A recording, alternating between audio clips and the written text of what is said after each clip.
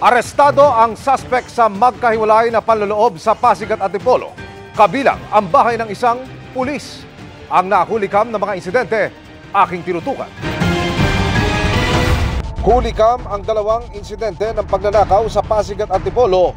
Iisa lang daw ang salarin? Alas 2 po ng madaling araw. Diretso na rin halos nahigaan tulog.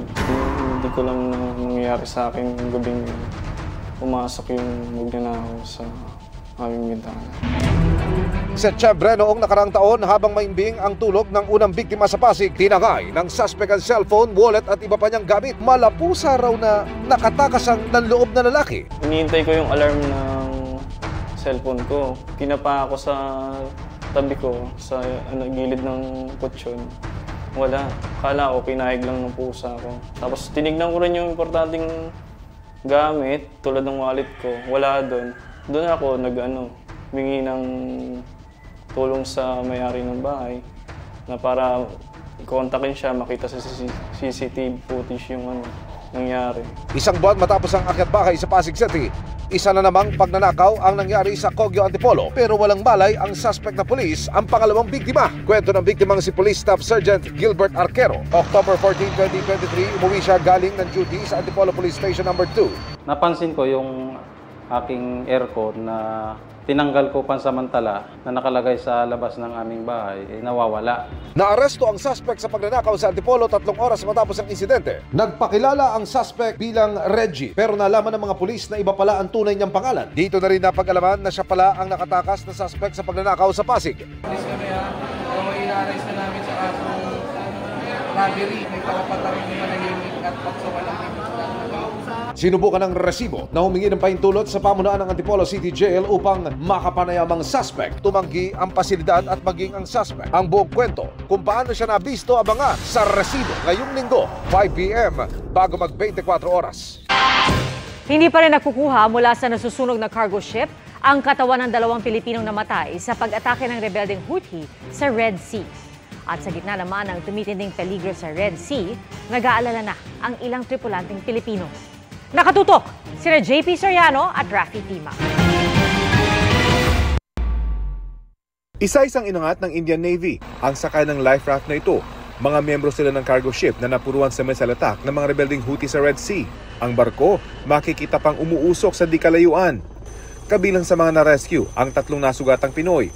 Bukod pa sa 10 Pinoy na sa kabutiang palad ay dinasaktan. Hindi naman nakaligtas ang 2 Pilipinong crew member. Pumaasa naman ang asawa ng isa sa mga nasawi sa pag-atake na agad marirecover ang katawan nito na hanggang ngayon ay hindi pa nakukuha mula sa nasusunog na barko.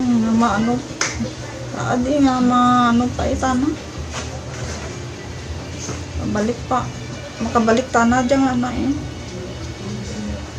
Nakita ka naman tana, may email ka. Dinalaw siya ng mga tauhan ng OWA para hatiran ng tulong. Patuloy din umanong nakikipag-ugnayan ng OWA sa iba pang kaanak ng mga Pinoy na nadamay sa pag-atake. We have a whole menu of reintegration programs na pwede na pagpilian. Balikanag buhay, tulong puso, puro tulong yan. Saka-sakaling meron silang negosyo gusto nito tayo. Ayon sa Department of Migrant Workers, ang target daw ngayon ng mga otoridad ay makuha ang labi ng 2 nating kababayan. May salvaging operations din sa barko kasi yung 2 labi ng nasawi ay naroon pa sa barko.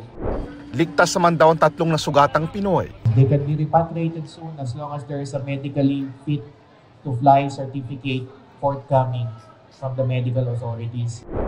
Maayos din daw ang lagay ng 10 pang nakaligtas na Pilipino. Ang utos ni Pangulong Bongbong Marcos sa DMW, tiyaking maibibigay ang lahat ng uri ng benepisyo at higit pa sa mga naulilang kaanak sa Pilipinas ng 2 Pilipinong tripulante.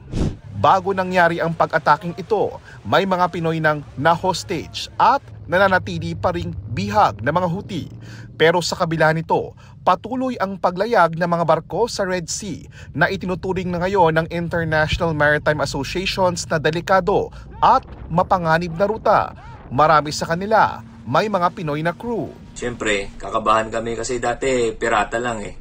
Pirata walang problema kasi may armed guard kami. Pero yung drone, missile, tsaka helicopter na yung aatake sa inyo, medyo Mas delikado na kasi yun, sir.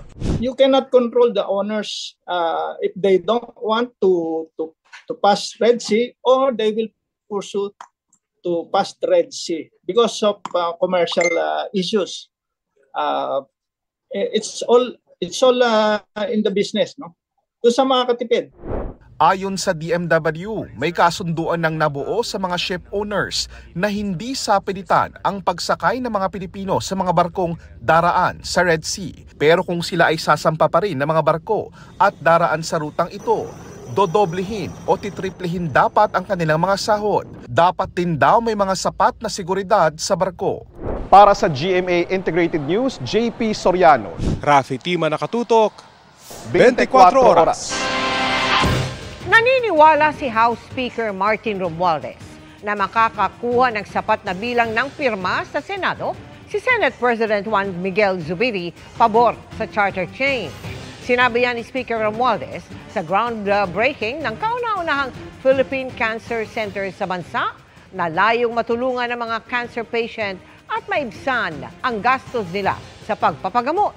Sa panayam ng GMA Integrated News, binigyan din ni Romualdez ang kahalagahan ng resolution of both houses number 7 na aamyendahan sa economic provisions ng saligang batas.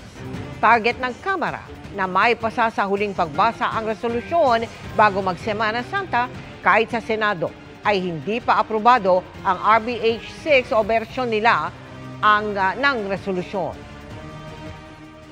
Ako naniniwala ko sa liderato ng Senado, lalo kay SP Mig Zubiri, na kakayanin niya lahat at ikukumbinsi niya lahat ng mga kasama niyan sa Senate.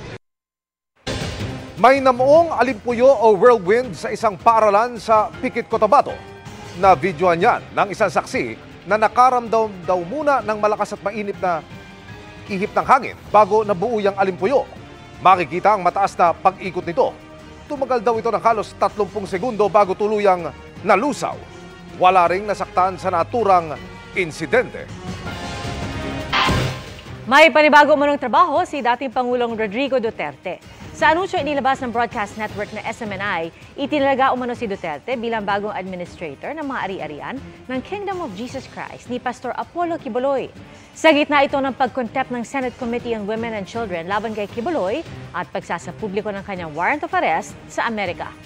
Nakatutok si Salima Refran.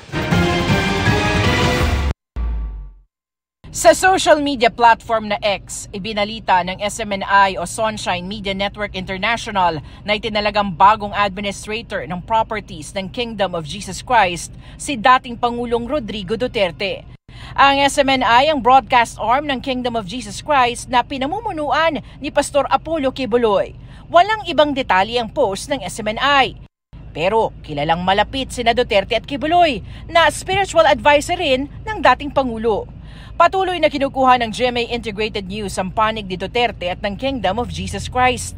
Sinubukan din namin kunin ang panig ng abogado ni Quiboloy na si Attorney Ferdinand Topacio pero tumanggi siyang magbigay ng pahayag. Ginawa ang anunsyo sa gitna ng pag-contempt ng Senate Committee on Women and Children laban kay Quiboloy dahil sa patuloy na hindi pagdalo sa mga pagdinig tungkol sa umano'y nangyaring pang-aabuso sa ilang miyembro ng Kingdom of Jesus Christ. Kamakailan din na isinapubliko ng Korte sa Amerika ang arrest warrant ni Quiboloy para sa patong-patong na kaso ng sex trafficking, cash smuggling at iba pa. Binuhay rin muli ng Department of Justice ang sexual abuse at human trafficking charges laban kay Quiboloy. Sa gitna ng unsealing ng arrest warrant sa Amerika, sinabi ng Department of Justice na wala pa silang natatanggap na extradition request para kay Quiboloy. Samantala, sumulat ang legal counsel ni Quiboloy sa Kamara para sa sampinang in-issue ng House Committee on Legal Franchises. Sinabi ritong hindi dadalo sa committee hearing si Quiboloy dahil honorary chairman na lang daw ang pastor at matagal nang hindi kasama sa pamamahala at operasyon ng SMNI. Samantala, ikatlong araw na sa 7 araw na prayer rally ng mga taga-suporta ni Quiboloy sa Liwasang Bonifacio.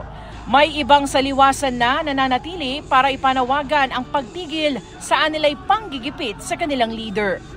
Para sa GMA Integrated News, Salima Refran, nakatutok, 24 oras. Ngayong araw, pinagdiriwang ang International Women's Day, isang pagbati po sa lahat ng kababaihan na hindi matutumbasan ang dedikasyon at sakripisyo para sa kanilang mga mahal sa buhay. Ilang kababaihan sa Morong sa Rizal ang hinandugan ng GMA Kapuso Foundation ng libreng serbisyong medikal at iba pang regalo, kabilang ang isang inang doble kayod para mapagtapos ang kanyang anak. Araw-araw, pumupunta sa bundok ng Morong Rizal si Noraline para manguha ng labong. Kabuhayang natutunan pa niya sa ina nung 10 taong gulang pa lamang siya. Ayaw daw ni Noraline na magaya rin ng kanyang mga anak sa kanya. Kaya naman kahit masukal ang bundok at mainit, hindi niya ito alintana, mabigyan lang ng magandang kinabukasan ang 7 anak. Kahit pa 10 piso kada kilo lang niya na ibebenta ang nakukuhang labong. Sabi ko po, pag-aaralin ko po kayo ng high school, basta mag-aaral po kayo. Ako, huwag niyo ko kagayahin. Kasi wala nag-aralan. Sana ko makatapos. Yun lang po ang pangarap ko sa buhay ko.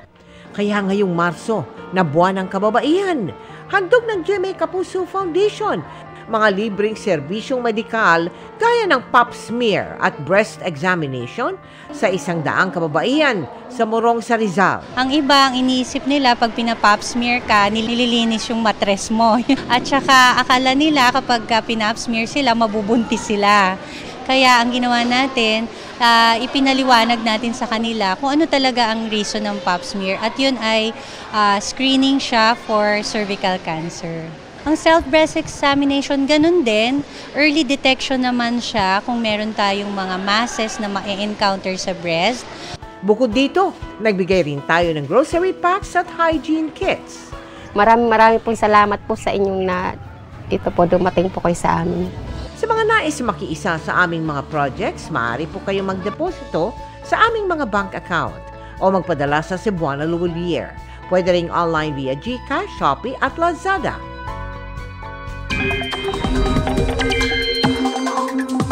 Bahagyang lalamig sa ilang bahagi ng bansa ngayong weekend dahil sa unti-unti na namang paglakas ng hanging amihan. Northern at Central Luzon na naapektuhan ito ngayon at sabi po ng Pag-asa, posibleng lumakas pa sa mga susunod na araw. Pero maaaring hanggang Luzon na lamang at hindi na umabot sa Visayas. Easterlies naman ang patuloy na iiral sa natitirang bahagi ng bansa. Ngayong weekend, asahan ng mga pag-ulan sa ilang bahagi ng Northern at Central Luzon, pati sa Quezon at Mindoro provinces. May malalakas na ulan kaya maging alerto po sa banta ng baha o landslide. Magpapatuloy yan sa linggo at posibleng ulanin na rin ang Bicol Region at Calabarzon. May mga kalat-kalat na ulan naman sa Visayas, lalo na sa Leyte at Negros provinces. Doble ingat dahil maaaring maulit ang mga pag-ulan pagsapit po ng linggo. Sa mga taga Mindanao naman, paghandaan din ang ulan sa Zamboanga Peninsula, Caraga at Davao Region, gayon din sa Northern Mindanao at Soc-Sargen. Posibleng mabawasan ang pag-ulan pagsapit ng linggo. May chance rin ng ulan sa Metro Manila ngayong weekend, lalo na sa Sabado ng hapon. Maaliwalas ang panahon sa linggo pero magdala pa rin ng payong kung may outdoor activity. Sa ngayon, walang namamataang sama ng panahon na posibleng mabuo o pumasok sa Philippine Area of Responsibility sa mga susunod na araw.